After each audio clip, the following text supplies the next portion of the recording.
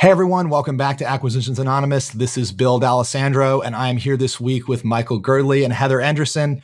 This was one of my most fun episodes we've done. So we talk about one of the hottest things on Twitter, buying a car wash. This is a 10-location car wash platform that is ready for scale. We think it's going to go for a bananas price. So I think you guys will like this one. We also have a little prefix on this episode about ways we have seen people steal money and embezzle money from small businesses. So if you get in the middle of this or the beginning of this episode and you're like, wait, I thought this was about car washes. It is. Hang in there. But there's a couple really interesting stories about how small businesses get stolen from and how banks get stolen from also for the first 5 minutes. So I hope you enjoy this episode of Acquisitions Anonymous. This episode of Acquisitions Anonymous is sponsored by Acquisition Lab. Acquisition Lab and their team, they've been longtime supporters of the pod, and they provide a really great service for people who are looking to acquire a business. So it's created by Walker DYEbel, who's become a friend, the author of Buy Then Build, How to Outsmart the Startup Game. So Acquisition Lab's an accelerator with a highly vetted, cohort-based educational and support community for people who are serious about buying a business. So a lot of our listeners like you tune in every week to our deal reviews. You want to get in on buying a business. You're on this podcast because you're trying to learn how to buy a business. But if you're not quite sure where to start, Acquisition Lab is a great place to start. So they exist to help people buy a business and to navigate all those complexities of the process, everything you hear us talk about on the show. They provide a proven framework, tools, and resources that support you all the way from search to close. They do it. There's a whole bunch of educational material and support. So if you're serious about buying a business, check out acquisitionlab.com, or you can actually email the program director, Chelsea Wood, directly. Her email is chelsea@buythenbuild.com. Okay. So people steal from banks though? Like employees steal from banks? Yes, it happens. It happens. There's a lot of controls in place. Obviously, it's not easy to get away with it. They usually, the ones I know about obviously got caught. Maybe some didn't get caught that I know about or I don't know about. But yeah, it happens. There are different types of accounts in banks, such as where the customers give a deposit for a loan, and that goes into a special GL account. Those accounts are always out of balance. Every bank I've ever worked for has a big problem keeping those in balance. And so anytime something's kind of not being reconciled, just like in a small business, it's an opportunity for somebody to steal. So like an earnest money deposit, essentially, where like somebody's buying a business or something and they put down 50 grand or something, and then the bank. Oh, not those deposits. The loan deposit. Like to get this loan in underwriting, you need to give us a deposit of $5,000 to cover your business valuation and the costs. Those go into usually one big GL account per department, which is almost always out of balance. If anybody works at a bank, I'm telling the truth. They're almost always out of balance. Because that account is the one that gets debited for like the invoice to the business valuation guy or whatever. Yeah. It's all small dollars and no one's really paying attention. And so people just forge invoices out of it to their own personal account, essentially. They can. Pay it out. I've seen it. Yep. Man. And do they get caught or not always? The ones I know did get caught. So way back when I was a young banker, a long time ago, they would have, you had mandatory 2-week vacations for this reason. You had to take your 2 weeks consecutive, because if you were out for 2 weeks, somebody would eventually find it. And I did see that happen a couple of times. Someone went on thetheir vacation and we started saying, why is this out of balance? What's going on? And dig. And there you have it.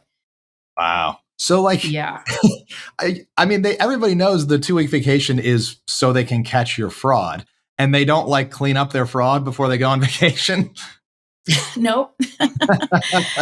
I guess they can't, I think that's what they get into this painting themselves into a corner where eventually they're going to get caught. Right. It's gets out of control, and they've stolen too much money to pay back because they've spent it. And there's no way, even if they stop, they know that eventually it's going to get found. Yep, that's right. Yep. Yeah.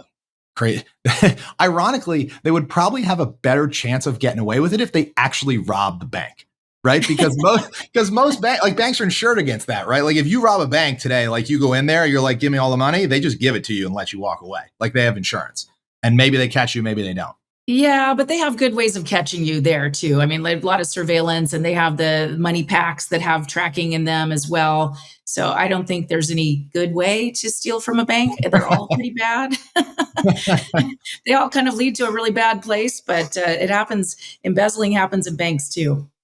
Yeah. I mean, I've had friends that have caught people stealing hundreds of thousands of dollars, like over years, like their accountant or their CFO.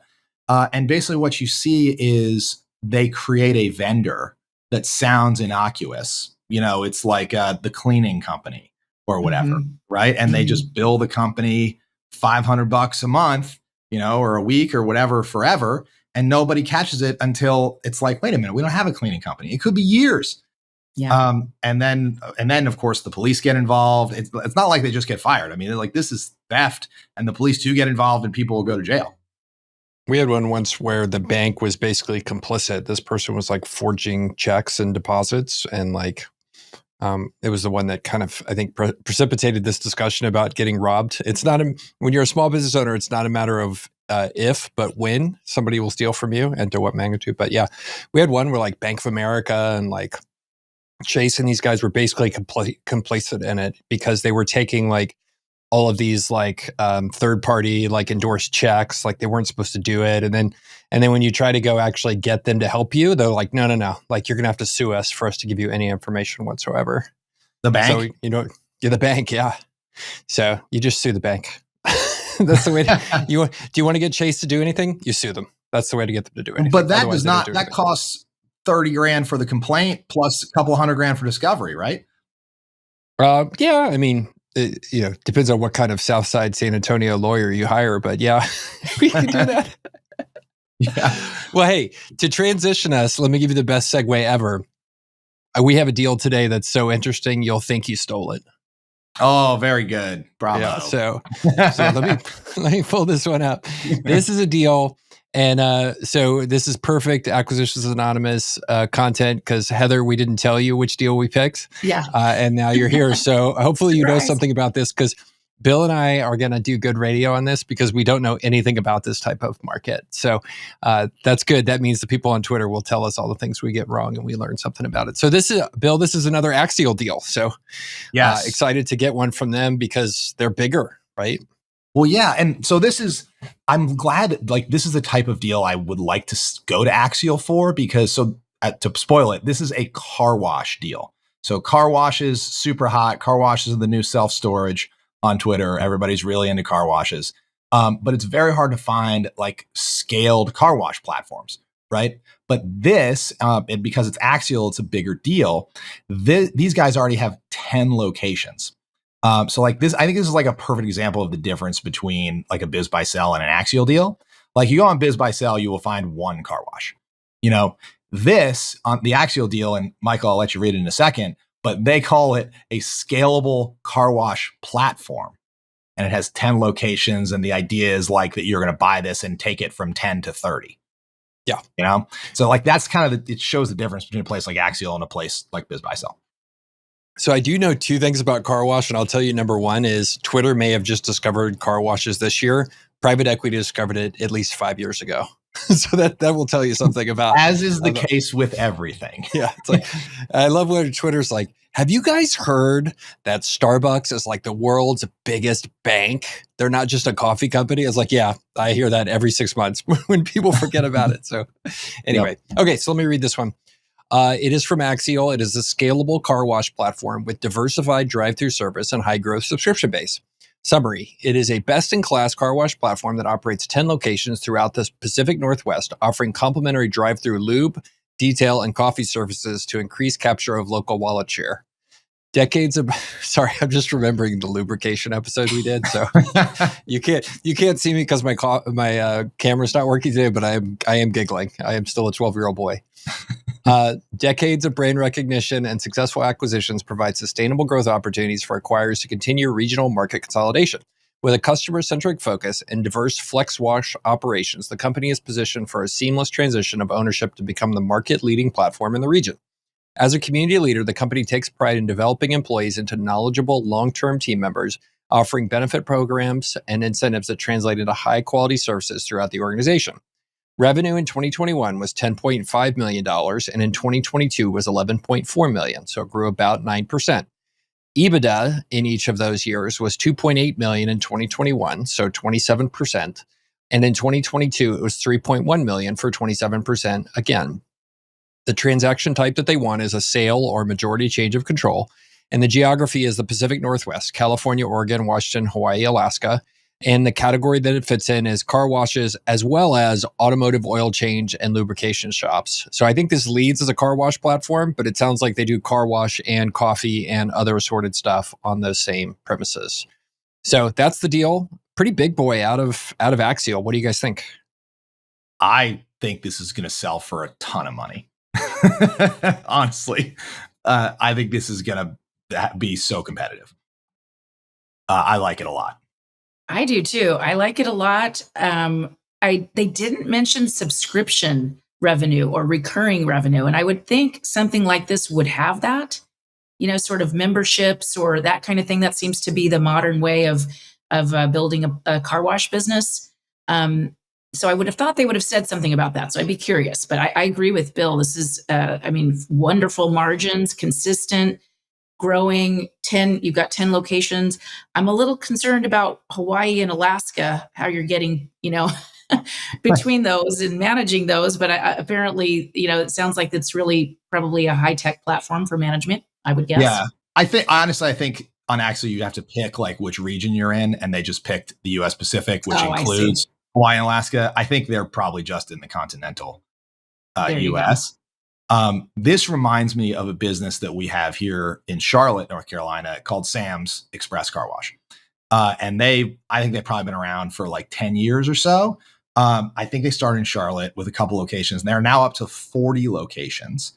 They're in Charlotte and Durham and kind of Norfolk, Virginia and Richmond, Virginia. But that's it, right? So still very regional, but they've got probably 40 locations and they probably crush it. Like they're really well branded. Like I've started to see them pop up all over. So somebody either owned it or bought it and just took a system and started stamping them out. And I think once you have a system like that, like a car wash is very replicable. It's like there's a certain CapEx up front. You buy the same equipment every time. It's not rocket science. You can kind of do the math on what is a good real estate plot for this.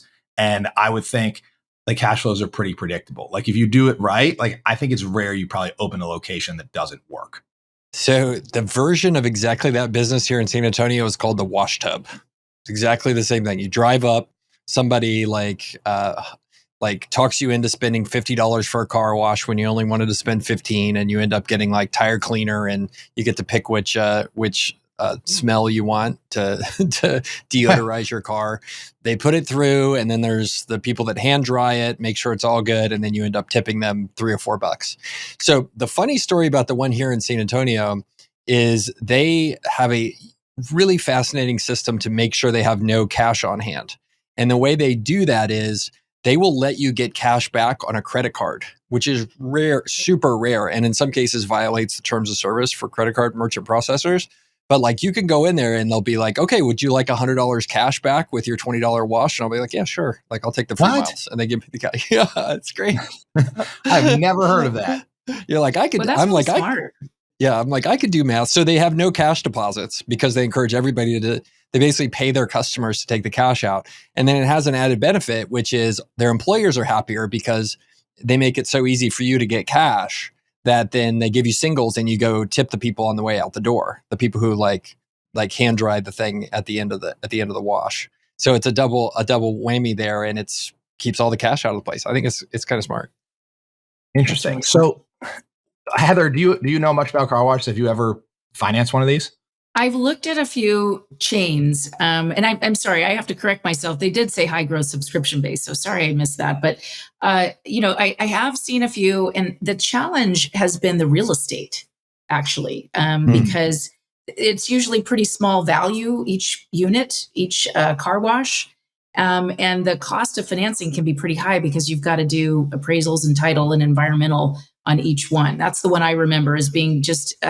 It almost wasn't worth it. The financing cost was so high for each specific location. I wonder if these are leased. They might be, but real Yep. estate seems to be a pretty important part of one of these. Is a really important part of these. I bet you don't own your real estate in any of these. I bet they've leased all these premises. And I bet maybe they're long-term ground leases, which is part of why this is trading for 27% EBITDA margin, as opposed to where I've heard car washes are typically trading, which is like 5 or 8 caps, if not lower, is where they're trading in the market because of all the capital that's flooded in there. Well, yeah, but that's 27% EBITDA margin, right? Right. This might still trade for a 5 cap. Oh, it definitely could. Yeah, that's a great point. Yeah, I mean, I think this will, in fact, trade for a 5 cap, which for those who are not familiar with that term, that would be 20 times EBITDA, right? So real estate uses cap rate, which is like the inverse of a multiple. Right. So it's like if you pay for $1 million for a thing that yields $50,000 a year of cash flow, that is a 5% return on your $1 million. It's called a 5 cap in real estate, a cap rate in real estate terms. And car washes usually trade on cap rates rather than businesses, which tend to trade on multiples, because the car wash, because it's kind of like so predictable, and there often is, and it's like, CapEx to buy the equipment and then maybe the real estate, and it's like a yield on your investment. It tends to trade at much higher multiples, more like real estate than it does like an operating business. Now, Bill, would that valuation assume that they own the real estate or that they lease it, or does it matter? I am not sophisticated enough in car wash world to tell you, but I think kind of either way, it still trades at crazy multiples, because even if you lease the real estate, you're going to have hopefully a long-term lease. I honestly think that most of the time, people buy it just because you're building. This is like a very specific build to suit. Like, it's a car wash. It's never going to be anything else unless you level it. And there might also be environmental considerations. Like, once you put a car wash on a piece of land, I don't know how easy it is to make it not a car wash in the future. Like the worst business to put on a piece of land is a laundromat, because then it can like actually never be anything else ever again because the laundromat chemicals. But like maybe car wash is just as bad. I don't know. So I think usually they do own the real estate because it's kind of single purpose build. So you're getting, it just trades more like real estate because there's this like cash flow yield to it forever. All right, taking a quick pause here. I have something to tell you. This is Michael. I hate bookkeeping. I hate bookkeeping. I hate doing HR. I hate doing all that kind of stuff. But for bookkeeping, I have found a solution. It is my friend Charlie's business called cloudbookkeeping.com. So that's cloudbookkeeping.com. They are your perfect partner if you want to get bookkeeping out of your hair and focus on making your your customers happier and more successful. So please give them a call. Call Charlie, cloudbookkeeping.com. Tell them we sent you. They're a great way if you're a business buyer, if you're a business owner, you're tired of hassling with getting your bookkeeping done. He's got a whole fleet of people that are well-trained and work for him. He's located here in San Antonio, so I can tell you because of that, he's awesome. And they're a great partner for you to potentially call to help with all your bookkeeping needs so you can do the important stuff in your business rather than worry about getting your books right. So give Charlie a call, cloudbookkeeping.com. And now back to the episode. It's interesting. I looked at a handful of the self-service ones, which are the ones that are unattended, which is different than the model I talked about. And there's a couple here in San Antonio that are trading for, I saw one selling as a 12 cap for an unattended one. Yeah. It was probably a 5 cap 2 years ago. Definitely possible. Well, I mean, rates are up, right? So you can't sell real estate for 5 caps anymore because you might as well just buy treasury bonds, which is the insane thing still about the real estate market. And we should not digress into that. But there are still people trying to sell industrial buildings for 5 caps. And it's like, yo, I'll just buy a treasury bond, literally. Same yield. Oh, you and your crazy math, Bill. How dare you do math? It's nuts. Yeah. Anyway, I digress. And this is not a real estate podcast, but it's... yeah, for good reason. The trend I've seen around me is there has been significant growth of these, what I would describe as the full service. Like, you drive up $25, $40, like you go sit in a nice air conditioned thing and you come out and your car is done. And at least in the area around me, we went from one of those to 3 of them within 2 miles, and they're all from this same company called the Wash Tub. And those guys have just kept building and building. And then I've watched the pattern here, at least in San Antonio, the self-service ones are going more by the wayside. and you're seeing more automation being, higher price being kind of the trend, at least around me here in San Antonio. Yep. Well, and that's the trend in self-storage too, right? People want it more and more automated, more and more self-serve, no attendant on site, because the attendants obviously are the huge expense. So if you can take the human labor out of it, you can offer a much cheaper car wash, right? Oh, and it doesn't have to be as much cheaper as you saved. So I'm saying the opposite.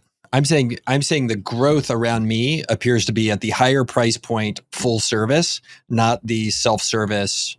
Show up and there's a sprayer and all that kind of stuff. Like those, if I look at the ones for sale here on LoopNet in San Antonio, there's like 10 of those for sale. None of the full service type where you show up and it's like, we run you through a machine, we hand clean it for you, we spray the stuff. Like you show up, you pay your money, and then you walk out with a clean car. Like that is the thing that's growing, that $40 thing, not the how do I spend $8 to clean my car thing. Not the AutoBell style, like drive through and keep it moving. Nope. Interesting. Nope. Yeah. And I don't see those getting used as much anymore. And meanwhile, I go buy the full service thing and people are like, yeah, I don't want to clean my car. Like they're packed. Yeah, I guess it depends whether you care. See, me, the $8 drive through is good for me. Like just get the bird poop off. I'm with you. I want to drive through, do something else while it's happening. I don't want to sit there, but I agree. I think this is growing. People do seem to really like it. I wonder if it's making the old school car washes, if it's taking a bite out of their market share, because you see a lot of those trying to sell and get SBA loans. And that was always kind of a cash cow business. I wonder if they're feeling the pressure of the growth of these subscription-based kind of nicer car washes these days. Well, the nice thing I would think is if you have an unattended car wash, it's probably not that hard to change it to an attended car wash. You just hire a dude and you give him some terry cloth towels and like a bucket, and you do it in the parking lot. Like you drive through and then he hand dries it, or you drive through and then he details your wheels. Like I would think you could probably layer these services on pretty easily. Probably. I would guess so. This may shock you, but on Twitter, there is a guy who runs a Twitter account called Car Wash Guy. Oh, I know. I follow him. Yeah. I do too. And one of the things he has talked about is, if you own a business, right, and you have passive income from that business, you have a problem, which is you have to pay taxes on that money. I know this is crazy, guys, but the IRS and the US government needs money from us to do this stuff. But there are certain types of real estate that are very attractive in terms of giving you this level of what's called depreciation, so bonus depreciation, to offset that passive income. And as somebody who is very interested in reducing my personal taxes, not evading taxes, I just want to avoid them. So the legal thing, I have been told that car washes are actually one of the best for bonus depreciation. You get it. You're able to depreciate a ton of the stuff when you buy it, and you can use that to offset income from other stuff. Yeah. Do you know why that is, or can you explain why that is to the listeners? I don't know. I think you do a better job. So the way this works is let's say you have a business that is throwing off a bunch of taxable income, and you don't want to pay taxes on it. What do? Well, you also would like to invest your money and make a return. You buy a car wash. So let's say you buy a car wash. I'll just simplify it for $1 million. You buy a car wash for $1 million. And then when you buy it, you do a purchase price allocation. So when you buy any business, right, that $1 million gets allocated. If you buy a typical business, most of it's going to end up allocated to like inventory and probably whatever assets the business has, whatever hard assets, and the rest will be goodwill, right? And usually as a buyer of a business, what you try to do is allocate as much of the purchase price to assets with quick depreciation schedules as possible, right? Because if you allocate $1 to goodwill, the depreciation schedule on goodwill is 15 years, I believe, or 20 years long, right? So you only get 1/20th of it. And time value of money, like money now is better than money later, right? So you get that $1 back as a tax shield over 20 years if it gets allocated to goodwill. If it gets allocated to inventory, you get it back all at once as soon as you sell the inventory and recognize it. If you allocate it to a forklift, maybe the useful life of the forklift is 3 years, and you can depreciate that forklift over 3 years, you get your $1 back faster. The cool thing about a car wash, though, is it's got a crap load of equipment, right? So you can when you buy a car wash, you can put a ton of that purchase price, you can allocate it toward the market value of the actual equipment. So you have much less goodwill. And so now you've got a bunch of equipment on your balance sheet, right? This hasn't helped you yet, but it's about to. So then you can use what's called accelerated depreciation. And there's a cap for accelerated depreciation, and you can try to kind of squeeze it. You can say like, okay, maybe I don't know the cap, but let's say it's 50 grand, anything under 50 grand. Well, instead of allocating the whole purchase price to like the car wash equipment, you allocate $10,000 to this brush, $10,000 to this sprayer, $10,000 to this dryer, etc. And then they all become depreciable as discrete assets.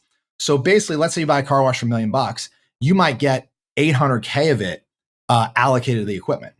And then you break down that 800K, you might need a cost segregation study to do what I just described, to break it down into individual pieces. But you basically can depreciate that whole $800,000 in year one. So you basically you bought a car wash for $1 million and you got an $800,000 tax shield in year one, right? And so that's why it's such a great investment. And now you own a car wash, right? So your effective purchase price is so much lower because it's the value of that 800 grand is probably 400 grand a tax shield, right? Yeah. So it's essentially like a $400,000 discount on your $1 million purchase of the car wash.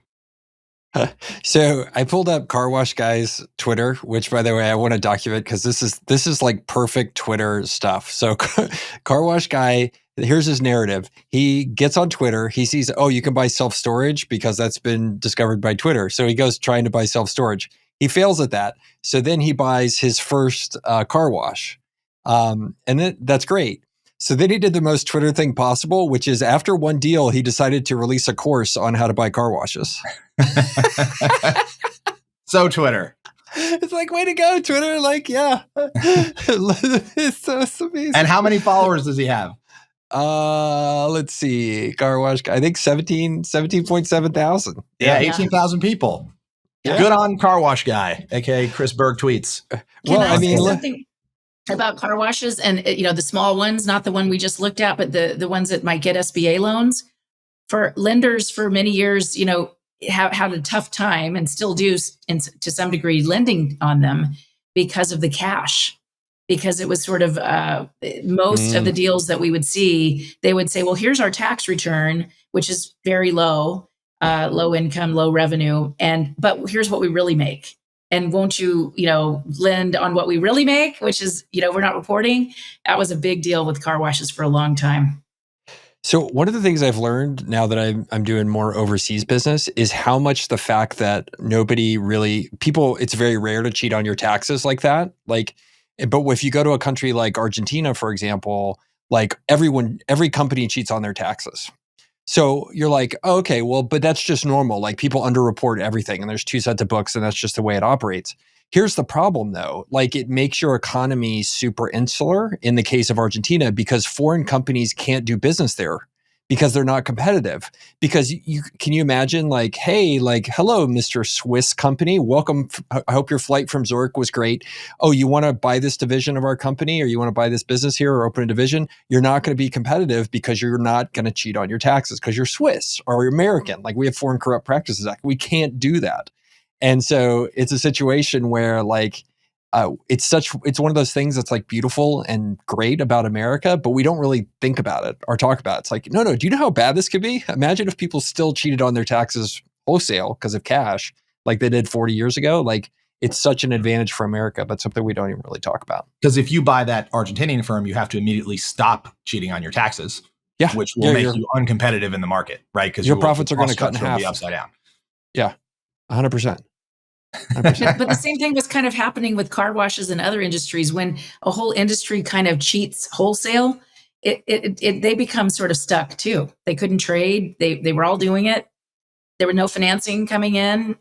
Same thing kind of happens in different industries. Right, because you had to cheat in order to be competitive with all the other car washes. But then you also couldn't sell your car wash to anybody that wasn't willing to cheat, like from an outside industry. And by the way, we're not saying that this business is cheating on its taxes at all. We're not even saying that the car wash industry as a whole is still doing that. That was the way it used to be a long time ago.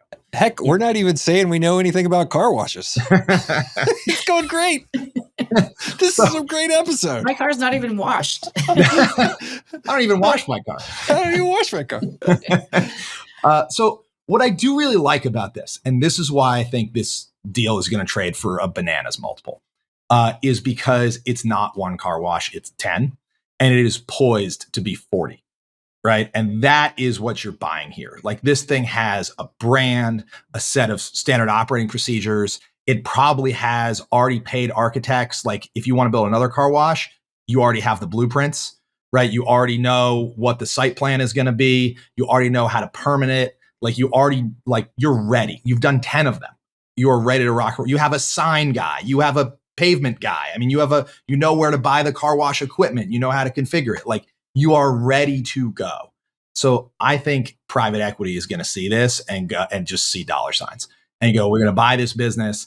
And what it gives you, and this is, by the way, if you're a business owner, this is how you sell your business for banana money, right? Is you set it up so the buyer can deploy more capital into it predictably, right? And that's what this is. And that's why they use the magic word platform in this listing.